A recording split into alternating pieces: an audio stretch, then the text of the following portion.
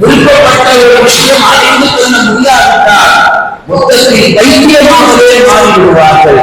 இதையெல்லாம் பைத்தியக்கார செயல் என்பதை அல்லாஹ் திருமறையிலே புரிய வைக்கிறார். கண்ணியமிக்க அல்லாஹ் நல்லடியார்களே, வரலாற்றில் ஒரு நிகழ்வு. நபிகள் நாயகம் ஸல்லல்லாஹு அலைஹி வஸல்லம் அவர்கள் முழுவதுமாக அவர்களை பாதுகாக்க தங்களுடைய உழைப்பையும் தன்னுடைய உடல் உறுப்புகளை கொண்டு எல்லா காலத்திலும் பெருமானாருக்கு ஒரு அரணாக இருந்தவர்கள் தான் பெருமானாருடைய பெரிய தந்தை அபூ தாலிப். அபூ தாலிப் எப்படிப்பட்டவர் என்று சொன்னால், ரசூல் ஸல்லல்லாஹு அலைஹி வஸல்லம் வீட்டில் உள்ளே உறங்கிக் கொண்டிருப்பார்கள், அபூ தாலிப் வீட்டுக்கு வெளியே உறங்கிக் கொண்டிருப்பார்கள். பெருமானார் உறங்கி விட்டார்களா என்று ஜன்னல் வழியாக எட்டி பார்ப்பார்கள்.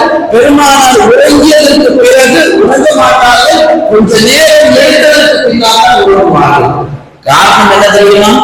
எதிரிகள் எப்போது வேண்டுமானாலும் பெருமானாரை தாக்கலாம் என்ற ஒரு தொலைநோக்கு நோக்கத்துக்காக பெருமானாரை இரவும் பகலுமாக பாதுகாப்பதற்காக அபூ தாலிப் அப்படிப்பட்ட பெரிய தந்தை அபூ தாலிப் பெருமானாருக்கு அரணாக இருந்தார்கள். 24 மணி நேரம் பெருமானாரை பாதுகாக்கும் பொக்கிஷமாக கேடயமாக திகழ்ந்தார்கள். அவர்களுடைய கடைசி சக்கராத்துடைய நேரத்தில் பெருமானார் ஸல்லல்லாஹு அலைஹி வஸல்லம் அவர்களுக்கு சொல்லப்படுகிறது, உங்கள் பெரிய தந்தை சக்கராத்தில் இருக்கிறார், நீங்கள் வந்து அவர்களை பார்க்கலாம். ரசூல் ஸல்லல்லாஹு அலைஹி வஸல்லம் வந்தார்கள். கடைசி தருணத்திலே தன் பெரிய தந்தையை பார்க்கிறார்கள். சக்கராத் கேட்டுக் கொண்டிருக்கிறது. அந்த சபையிலே Abu Jahl, Abdullah ibn Abu Umayya போன்ற பெரும் பெரும் குஃபார்கள் எல்லாம் சுற்றி நிற்கிறார்கள்.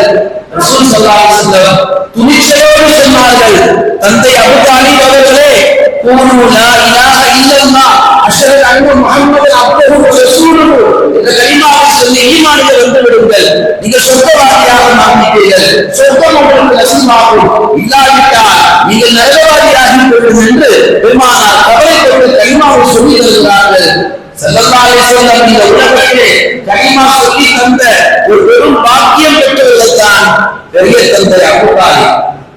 யோசித்து பாருங்க, மௌத்தாகும் பொழுது கலிமா சொல்லி மௌத்தாகும் நமக்கு சின்ன வயசுல சொல்லுவாங்க.